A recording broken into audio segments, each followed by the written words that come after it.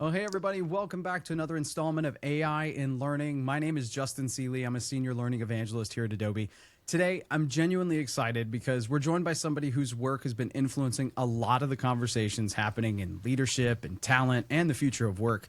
He's the founder of Yield XYZ, an advisory and research firm focused on what it takes for humans to thrive in this AI shaped world that we all find ourselves living in. Before that, he served as Hey, chief learning Justin, officer at Citi. Justin, I'm so sorry. Go I'm ahead. so because that was amazing. Yep. But I did forget to tell you something. Okay. I have I had to rename my company because I licensed Yield XYZ as a Hey. product. All righty. Damn it. I mean, it's good news for me, but I'm so sorry I didn't tell you that. So the name of All good. but the name of the company now is Hedrick Advisory. Hedrick Advisory. Okay. Because I've licensed off some of the names of some of the products that I have. I'm sorry to, man, that Okay. sucked. No All right, problem. let's try it again though. Hedrick Yeah, Advisory. you got it. Thanks. Yield XYZ though, we're going to talk about it in a minute because that's a thesis. It's a framework. So that still exists. I still own it, but the name of the company is Hedrick Advisory, and I will not You got interrupt it. you next time. You got Sorry. it. No problem. All right. All right. Welcome, everybody, to another installment of AI and Learning. My name is Justin Seeley, and I'm a senior learning evangelist here at Adobe. Today, I'm genuinely excited because we're joined by somebody whose work has really been influencing a lot of the conversations happening in leadership, talent, and the future of work. He's the founder of Hedrick Advisory, a research firm focused on what it takes for humans to thrive in this new AI shaped world that we all find ourselves living in. And before that, he served as chief learning officer at Citi, where he led learning and culture for more than 200,000 employees globally. He's also the author of the widely referenced framework From Prompt to Polymath, which many in the learning space, including myself, view as a compass for AI adoption and workforce evolution. So please welcome Mr. Cameron Hedrick to the show. Cameron, thanks a lot for joining us. Justin, it's so great to be here with you. I love this whole evangelist idea. It's great. I'm just honored to be here. Thanks for that very generous introduction. Absolutely. Yeah, evangelism, it's a strange title but a very fun job, I can honestly say. Yeah. If anybody out there ever wants to learn more about it, there's a great book by Guy Kawasaki called Selling the Dream that I learned a lot from about how to do this. So that's kind of where I started. That's good. It's a good tip. But let's start off with a little bit of an icebreaker and talk about if you could go back and play one more gig with that combo from the 90s, where would it be and why? Okay. That's deep research. So good on you. So what Justin's referring to is I was a jazz musician. That was my first big real job for a long time. Well, until my mid 20s. And I had a group called Blue Acoustic. It was a group of five of us in the early 90s. So to answer your question, I'm a jazz trumpet player. To answer your question directly, we did a lot of gigs in Little Rock, Arkansas. And one of the places that we played a lot back then was called the Oyster Bar. We played a lot of places there, but we were the house band at the Oyster Bar every Friday or Saturday night. I can't remember. But if I could just go back just one more time and do that again and play like I used to be able to play and meet all the people that used to come out recurringly, that would be a dream come true. What a fun question. Thanks. Absolutely. Um, let's continue that thought process there. Like, what did that era about your career? What did that teach you about collaboration or improvisation that you think kind of still shows up in the work that you do today? What a, so I started playing trumpet in the fifth or sixth grade. Now, I didn't know this at the time. This is all, I can see it now because I'm old and I can see the outlines of my life now. I couldn't see it then. But being a musician taught me a number of things. And just off the top of my head, first is discipline, because you got to put a lot of hours in that nobody sees, nobody cares about. It's just a grind. But you just get used to it because for every 1 minute on stage, there's countless hours in the practice room. I learned, you mentioned it, I learned the value of collaboration. So when you play in a band, there are times when you're the soloist and you need to be out front, but most of the time you're a part of an ensemble. You need to step back and, be a part of the group and play with the group. That's super helpful in the rest of your life. And then I suppose the last one was getting comfortable with critique. In sports and in music, people pay coaches to critique them. you get used to it. Every single passage critiqued. And then in the business world, I don't see that as much. So those are just a handful of the things I'm really grateful for that are wired into me because of music. That second one, I think, really resonates with me. I played high school football in the Deep South, so I'm very used to taking criticism that's very harsh. And so when I read comments online and things like that, I'm like, you think you can hurt me? Like I grew up in the era where, I was grabbed by the helmet and thrown around a field. So it's, totally different now. It's true. It's true, isn't it? Wow. Well, yeah. But I have to say, I can't let that one go. There are limits, and grabbing by the face mask, I would say maybe not so much. But no, yeah, can't. But your point is landed well. Yeah, you can't do it today. Different world. One of my friends coaches now, and he talks about that all the time. And he's like, they just don't respond the way we used to when we were kids. I'm like, that's because these aren't the same kids, and this is not the same time. But anyway, I digress. Let's move on and talk about Yield XYZ, because this is something I'm super interested in, and I want to dive into it with you. So you designed Yield XYZ to help us think about what humans need to thrive in this new AI reality that we all kind of find ourselves in. So if somebody's just hearing about that for the first time on this show, how would you describe it to them? Let's start with just a 30-second primer on what happened before Yield XYZ, because it grounds probably everything we'll be talking about for the next many minutes. But I retired recently from Citigroup, and you just referenced that, after 20 plus years. And I was in various senior HR positions across the course of that time.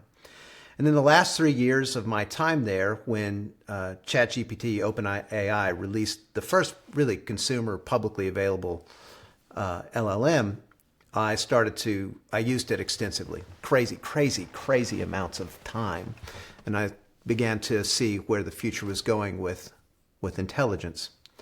I say that's a backdrop to answer the Yield XYZ question, because while most people were rightly and understandably focusing on everything that's going to change, as do I now, I started to ask what is going to stay stable over the long course of time. And from that came the Yield XYZ thesis, which is simply the following. The great leaders with whom I worked as a senior HR executive over the course of many years tended three things simultaneously that are all interconnected.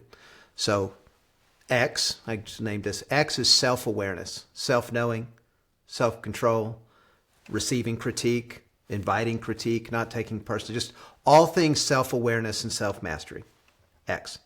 Y, team awareness, team coherence, psychological safety, making sure that it is there so the best of the team can come out. That's Y.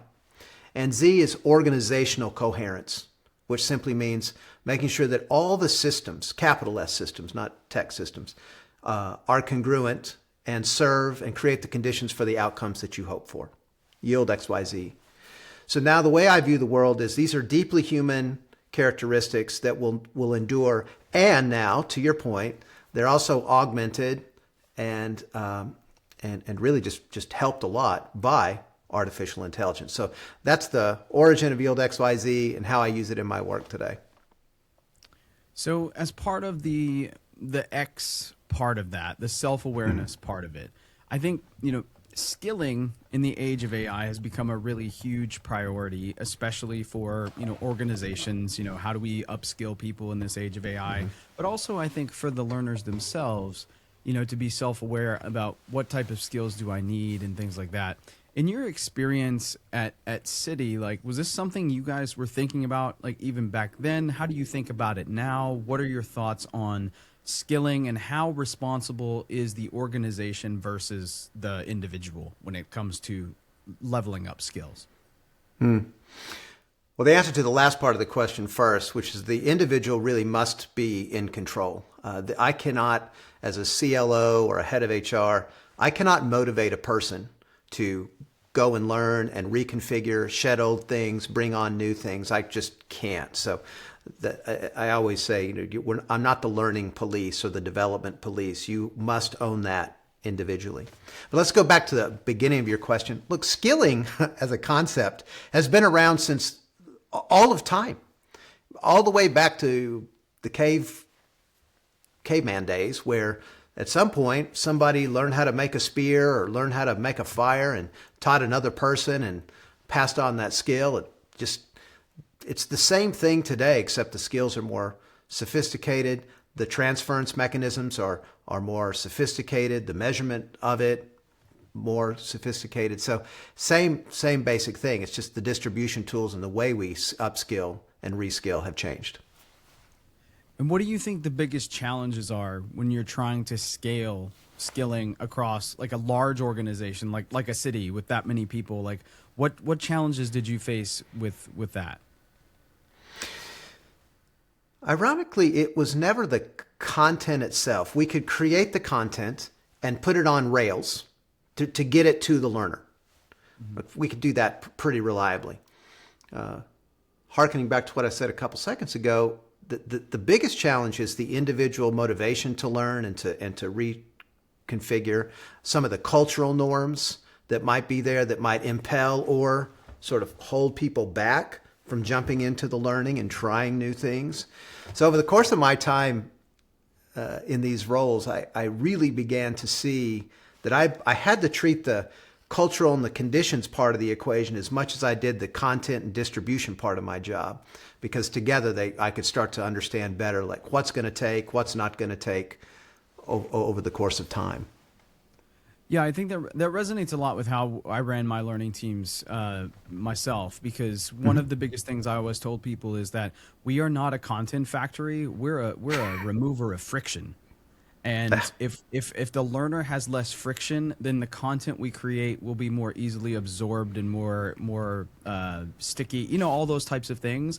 And so I always looked at, what, not so much how much could we add, but what could we take away? How can we remove certain roadblocks or things that frustrate people, things like that. And I think with skilling, that's also a big part of it. Tell me what I need to know in order to get from point A to point B or vice versa, and I'll kind of do that myself. I feel like humans are motivated by clear pathways and removing those friction points. You said it perfectly. And if you're a CPO or a CLO or an aspiring or a aspiring head of HR, aspiring chief learning officer, you must listen to exactly what Justin just said. Our job is to remove as much friction as we can, so those that are inspired and willing and ready to go and learn and try new things have the least resistance. Full stop. Because you cannot control the internal equation. So yes, well said. Now, let's think about the long arc of resistance in learning, just for 30 seconds. We have been lowering the barriers to learning over the course of hundreds of years, right? But, it used to just be oral tradition, you passing along knowledge to another person. And then the printing press came so you could distribute knowledge. And then I'm jumping a lot around here, but then the internet came and democratization and the whole thing. Now AI and search, all these things have really lowered the barrier to entry, which is why I kind of always anchor on what is the individual's stake in the game and how willing are they to go after it. Inside the organization, again, if you're a CPO or a CLO or aspire to be that, it becomes more of a question outside of culture, like what's the economics of reducing friction? Like how can you do that in a cost-effective way, which is a whole nother long, fun discussion. And do you think that AI is going to be a major factor in helping us quantify the reduction of that friction? It not only helps us reduce the friction, it also helps us quantify the yield on that learning. And let's talk about how. Yeah. Now, there's some upsides and some downsides to everything we're going to talk about, but I'm generally positive oriented. We could talk about the negative stuff too if you want. But look, now with just LLMs like they are right now, if they never improve, like we now have a really smart, helpful, sometimes sycophantic, but we can get through that, helper on our shoulder at all times. It's very good with words, it's pretty good with numbers, and it's amazing at coding.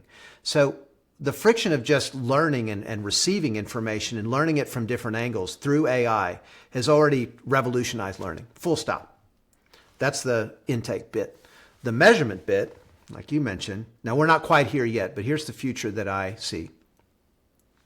Through passive inference, there's some creepy parts of this. We'll get to that in a minute. But AI can watch you move in context, in flow through your organization and begin to infer what skills and attributes are present in Cameron or Justin.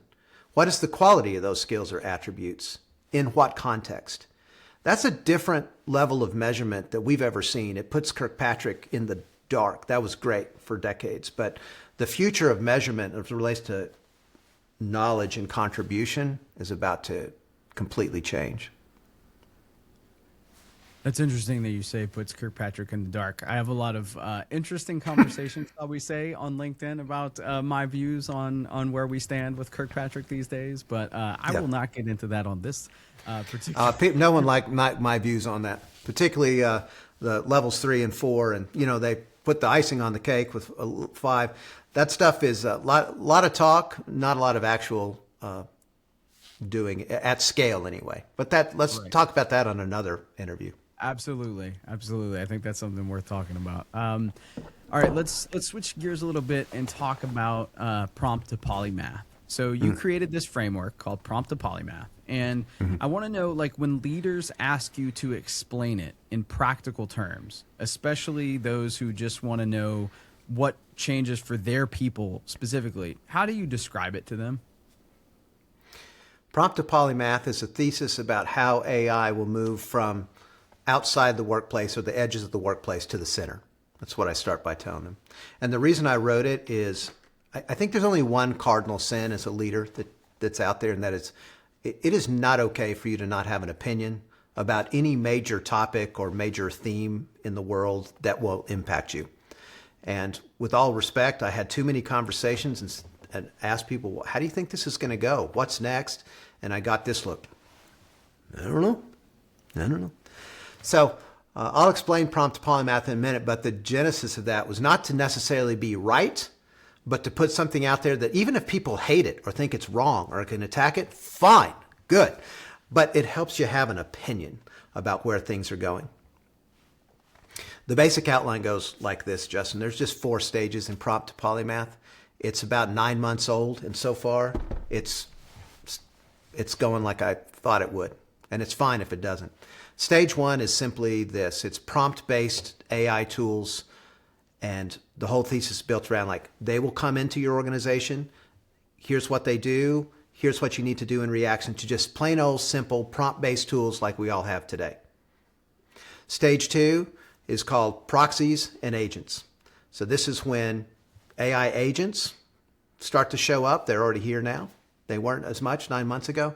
And I use the term proxy to represent our digital twin, our avatar, our digital assistants that emulate Justin or Cameron or whoever's listening. Stage 3 is called connection and coherence.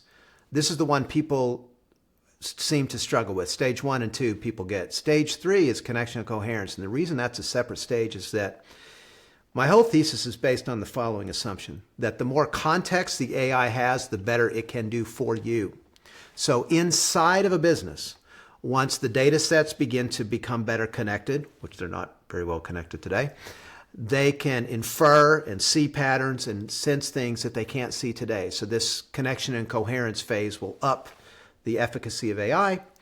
And then the final stage is called polymaths, semi or fully autonomous polymaths, which is really just a fancy way to say a more fully empowered, potentially AGI, but not quite, helper, like a digital teammate that's got a lot more autonomy. So that's the stages, and then along with each stage, there are organizational implications, risk implications, and the like that I write about. And where do you think most organizations are in those stages right now? Like in that spectrum, where do you think most people fall? Many organizations have yet to fully achieve stage 1. Intra-company, yeah, I know. They might have LLMs, prompt-based LLMs, but a lot of them are restricted. Like the functionality of just your garden variety Anthropic, your Claudes, your Geminis, your I'm going to offend somebody by not putting in their favorite, have a lot more functionality outside the organization. So I'm watching that carefully, but it's not as progressed as I thought it would be. As it relates to agents and proxies in motion in companies, no proxies yet. I've not found one, other than the CEO creating their, talk to the digital version of me, which is as close as that I've seen. Some agent uses, very small, and I've not seen the connection and coherence seems to be the booger that's just killing everybody, and no polymaths yet. Got it. Yeah, I think this is something that, when we think about how we build products here at Adobe specifically, we're thinking about what this AI future looks like specifically within our learning products. And, we're very much, I think, still in the prompt era of a lot of what we're doing. But I see, based on our roadmap and things like that, that we're moving towards that more agentic side of things. So for instance, like we announced recently, the AI Buddy, which is a learner-facing assistant that can help you surface content. It knows things about you based on information that's stored inside the learning management system and all of that kind of stuff.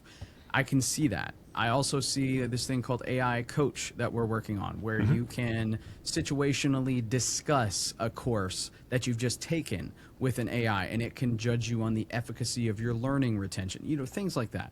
So I see this future. To me, though, it all feels fragmented to me. It doesn't feel like the future that's been promised to me. It's almost like, I thought when I watched Back to the Future that I'd have a hoverboard and self-lacing sneakers by today. Like, it's kind of like that. Like, I was told AI a few years ago on this magical thing that it would be right now. And I still feel like what you said, we're still kind of on the left side of that spectrum.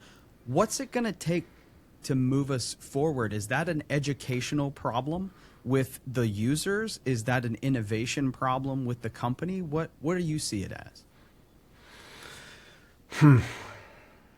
What a great question. I just always have to come back to agency first, human agency first, before we move into the technical, my technical answer to your question. So the first, again, look, let me go at this a different way. You and I, and probably most of your listeners, are pretty far down the AI path, because we're into this thing. So we are wrong about the number of people where they're at on their journey, and a lot of people don't understand it at all. Many people aren't using it at all. So before you even get inside the company sphere, where there's tons of friction, it's just people are just not using it anyway. And I think that's problem one. Problem two is inside companies, even the ones that have very robust prompt-based tools right now, their culture may or may not support the use of those tools.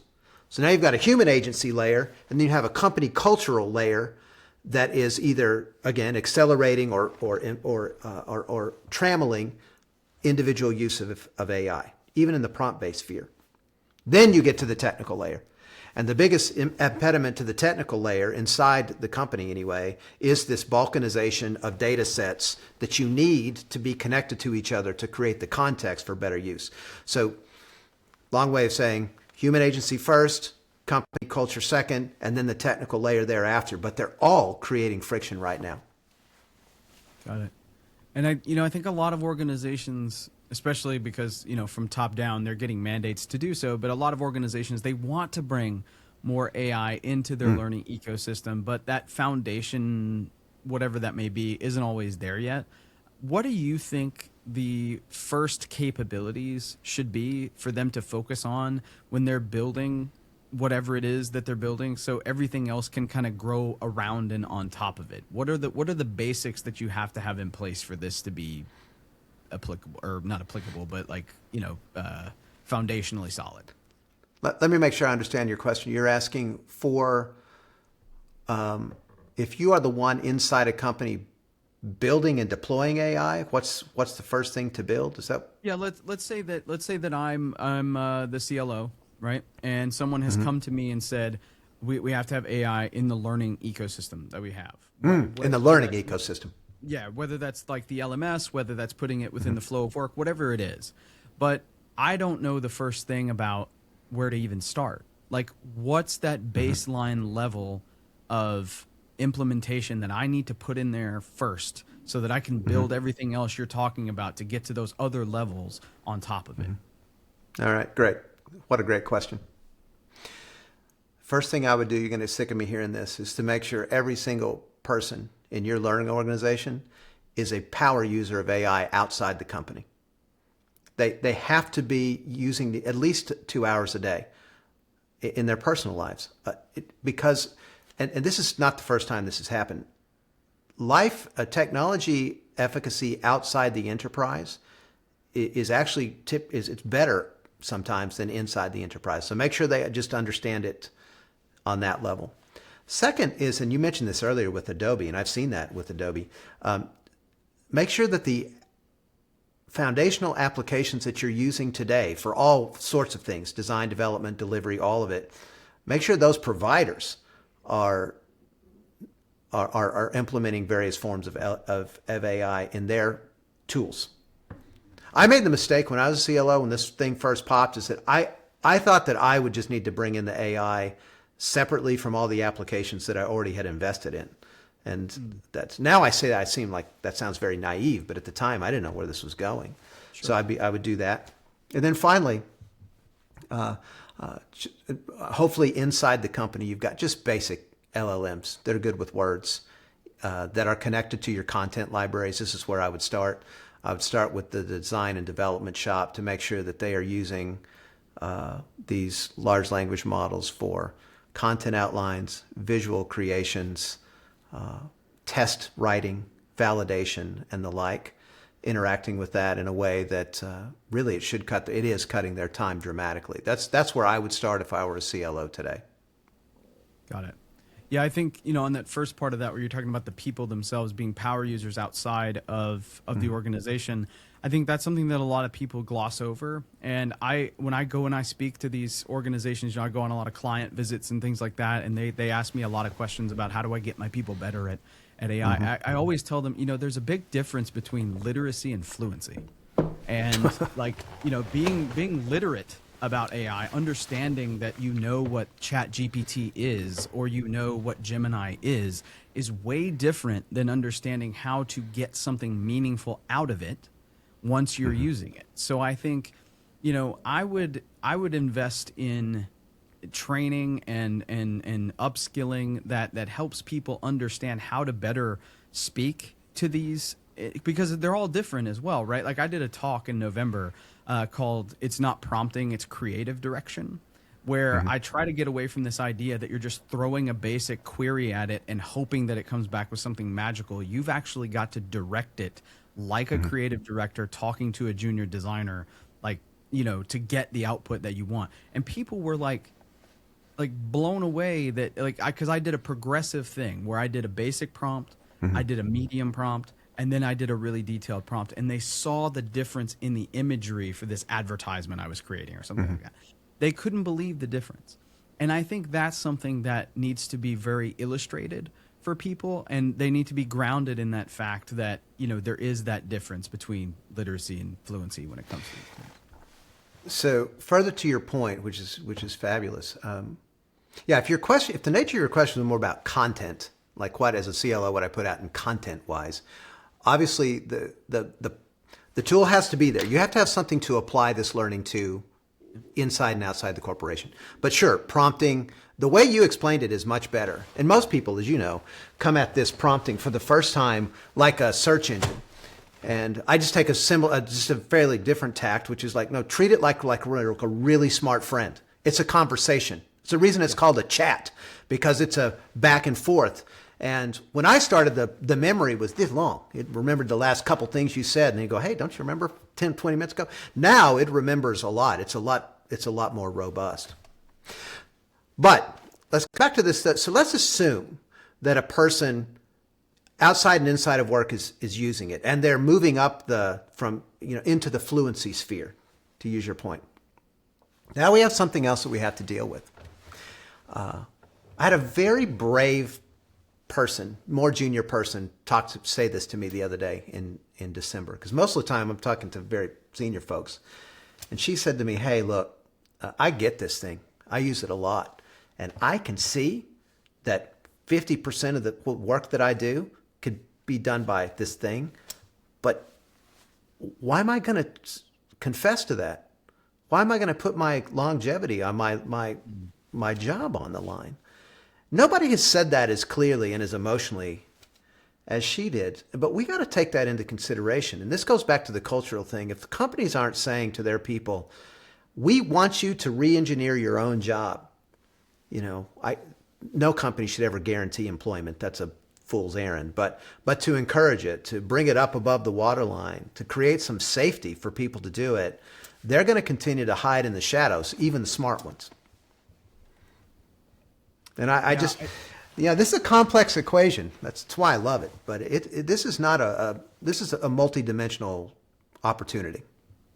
Yeah, I agree with you. And I think, as let's kind of pull on that thread a little bit, that human thread from that, because that is a very poignant discussion. And I think, as AI starts taking more initiative and the leaders start thinking about, what do we automate? What do we keep human? I want to understand, how do you coach leaders? And then if someone comes and asks you a question like that, what's your advice to somebody like that? So let's start with the leader perspective first. How are you advising them about what to keep human versus what to automate? And what's that triage checklist look like? When I talk to a leader, they want to when I talk to very senior leaders, the main thing they want to talk about is the economics of this thing. So I lead with the economics, and I explain to them how to look at individual and collective role categories that are most ripe for full automation, not many, augmentation, almost all, what to keep human. There's a rubric that I have, a whole process to do that. And ironically, AI can do the analysis better than a human can. So, for example, you can drop in the role of a bank teller and say, go and find all the bank teller job descriptions in the world, codify them, harmonize them, and then I want you to tell me which of those tasks, skills, tasks, etc., are automatable, augmentable, and what must remain human. There's your starting point. You've done it in 15 minutes. So, and there's an economic story behind that. So that's the leader view. I'm oversimplifying it, but that's where we start most of the time. The second thing I tell them is, but if you don't have a culture of receptivity, if you don't have a culture that incents this and brings this out and makes it okay to do, then don't waste much money on this, because you're going to have so many silent resistors. It's going to be hard to get it through. And then from the personal perspective, like when that junior person came to you, like what is your advice to people who are saying like, hey, I've realized this thing can cut my workload, but like why would I fess up to that? What's your advice to people who are running into that? I tell them they can either do it for themselves or have it done to them. That's it. Listen, we can debate capitalism and shareholder, all the economic, all the philosophical stuff underpinning public companies for sure. But they are going to go after the nexus of efficiency and effectiveness. That is going to happen. So if you are somebody that is not inclined to say, hey, I'm going to learn it, I'm going to grow, I'm going to be the one redefining my job with you, company people, senior managers, then you're going to fall victim to it. And I hope that doesn't sound too dark. That's my view. So my advice to them is be the one that's leading it, learn it, so you continue to reconfigure yourself. Yeah, I would agree with that. I did it's a presentation, but also a paper that I worked on last year called The Prism. And basically it frames AI as a giant beam of light. And without something to refract it through, you get blinded by it, right? And so when you refract AI through the prism, you get this 5-pronged approach. So PRISM stands for people, reflection, infrastructure, systems, and mindset. And so the people part of it is moving people from this mindset, or mindset comes later, but moving them from this idea that they are one thing in your organization and starting to give them AI enabled, AI empowered, whatever you want to call it, pathways forward. Because there will still be roles that require human intervention, not necessarily all out AI collab or all AI replacement, right? So 100%. redefine your roles. And if you're an individual contributor, start redefining your role. Write a new job description. Instead of being Exactly. a learning designer, be an AI data architect, or, start to think about these things in different ways. And Right. the way we do that is to give them space for reflection. So as they are taking courses and learning new things or having conversations with their boss, give them space to reflect in their one-on-ones and their things like that. What do you want to do? What do you like about your job that maybe we are taking away with AI, and how can we pivot that into something else? And then the infrastructure part of it is obviously the tooling and everything that we've been talking about. Same thing with systems. But the last part of it is the mindset. And that is a huge exercise in change management that I don't believe a lot of leaders are ready for yet, because they are still stuck in that gear of what's the financial motivation for me to do this, and they don't really understand, or maybe they do understand, but they don't either have the bandwidth or care to really take on that change management piece, because there's a lot of reassurance, education, things like that have to go along with a huge shift, because some companies are going to take massive swings in one direction to try and implement as much of this as possible. I don't think all of that is going to succeed, but it's certainly going to happen. It's already happening. Yeah. And so that change management piece, I think, is very important. But I don't know what your thoughts are on any of that. Well, let's see if I can remember this. Let's talk about change, and let's talk about roles, and let's talk about things that humans are good at. And ironically, it's all part of the same argument. I love the way you put that together. Change first. I have a lot of compassion for these leaders who are saddled with an ROI target. They're almost in tears when I come and talk to them, because they're like, how can I get the yield off of this thing? And when I come along with here's all the human factors in addition to the technical factors, like, oh my God, what am I going to do? So it's kind of in the same zip code as your change management. We can be mad about it all day, but if you're not tending that spectrum, that bit of the equation, you're DOA. So that's just how it's going to be. Second, as it relates to the person who's afraid about their job, there are at least two paths. There's the path that you outlined, which is a great one, which is, hey, go and look for the types of roles that are evolving, the newer types of roles. Excellent. That's a good move. Here's another move. Re-architect the role you're in.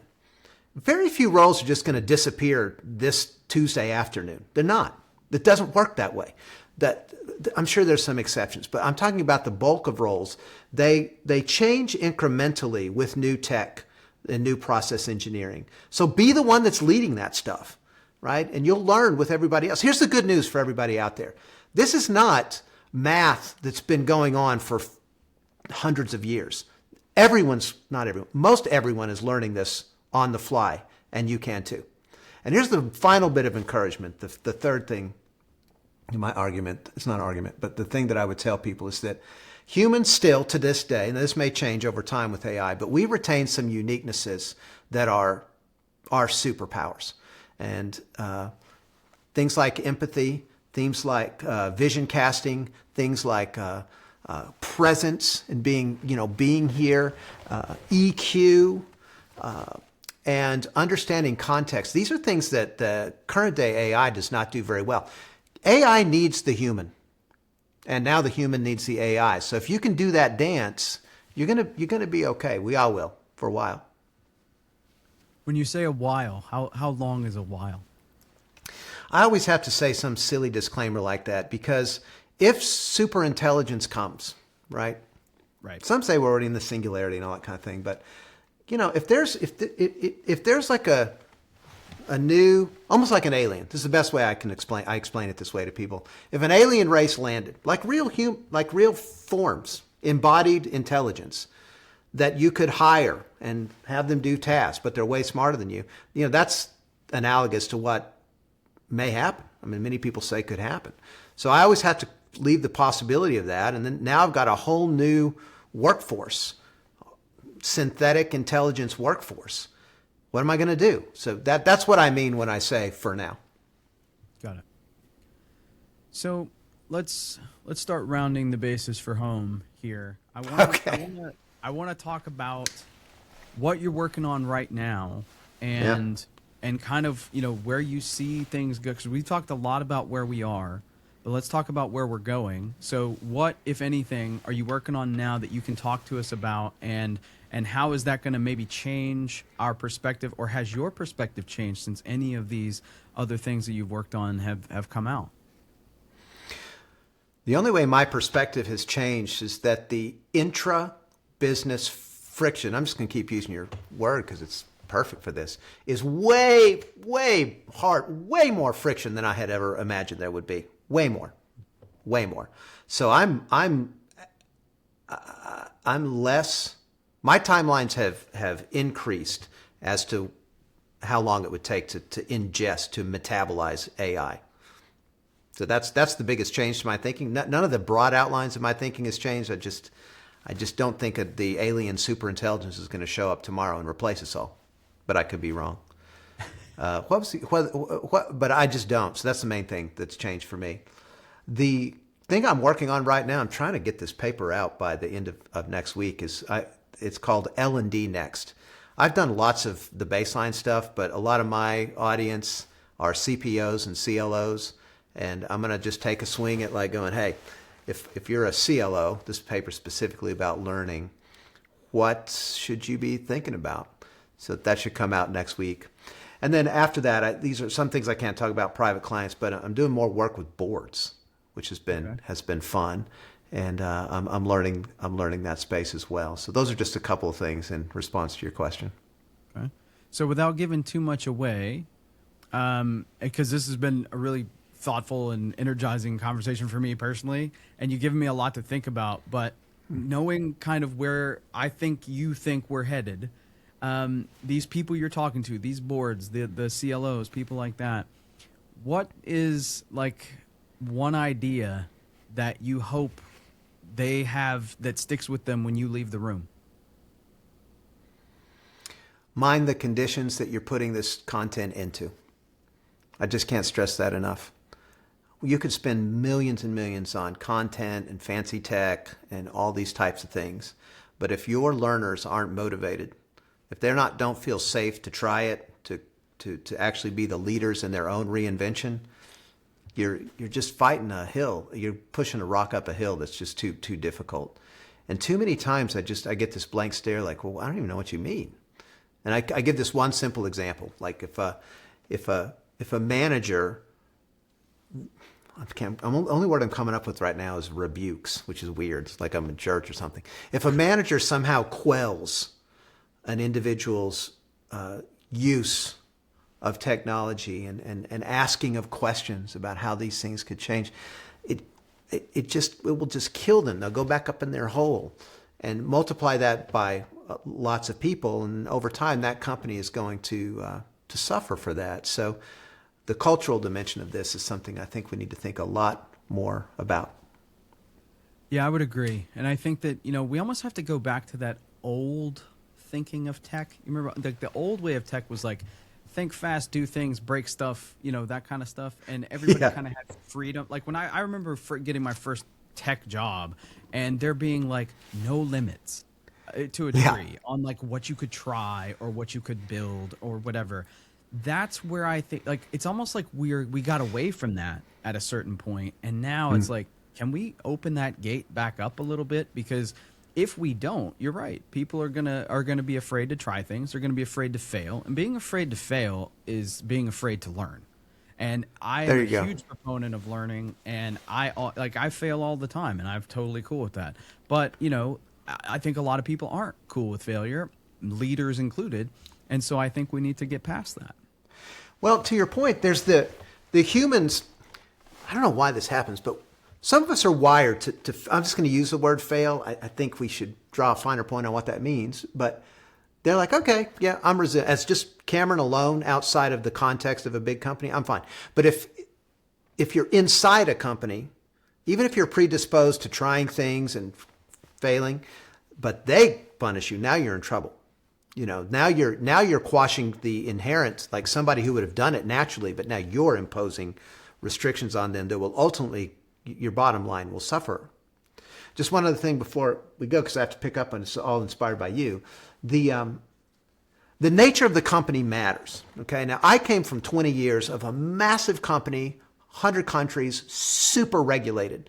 So some of that, a lot of that risk mitigation and info security, all that stuff, that's good. Like I'm not saying to throw that out. I'm just saying when it becomes a stranglehold, and other companies that are maybe not as encumbered by these things, and they are running fast and they are failing and learning, you got to find that balance between letting them run and not breaking the place. And it's easy for me to say that sentence, very hard to do in practice. But if you're not teasing that out every morning, particularly if you're a senior person, you're probably not doing what you should be doing. Totally agree. I used to run my teams with what I called the guardrail philosophy. So I used to say, you're running on an 8-lane highway. There's guardrails on each side. I'll let you know when you bump into them, but otherwise just keep running. Oh, man. I liked working for you. I think that's great. I really do. I do. Yeah, well said. Cameron, this has really been a great conversation. Thank you so much for joining us today. Tell people a little bit more about where they can find your work, where they can find you, and if there's anything else you'd like for them to know before we wrap up. So listen, if you want to know more about me and what I write about, I'm on Substack. That's my main thing. So it's CameronXYZ.substack.com. So just please come and subscribe. It's free. I mean, you got nothing to lose. CameronXYZ.substack.com, and my website's simple, www.hedrickadvisory.com. And I also post on LinkedIn all the speaking engagements and things like that, so you can come and we can meet each other somewhere. Fantastic. All right. Well, thanks everybody for joining us for this edition of AI in Learning. Again, my name is Justin Seeley. You can also find me on LinkedIn and all the socials. Just look for my name. I'm pretty easy to find. And we really appreciate you being here, and we hope to see you again soon. Thanks a lot. Thanks.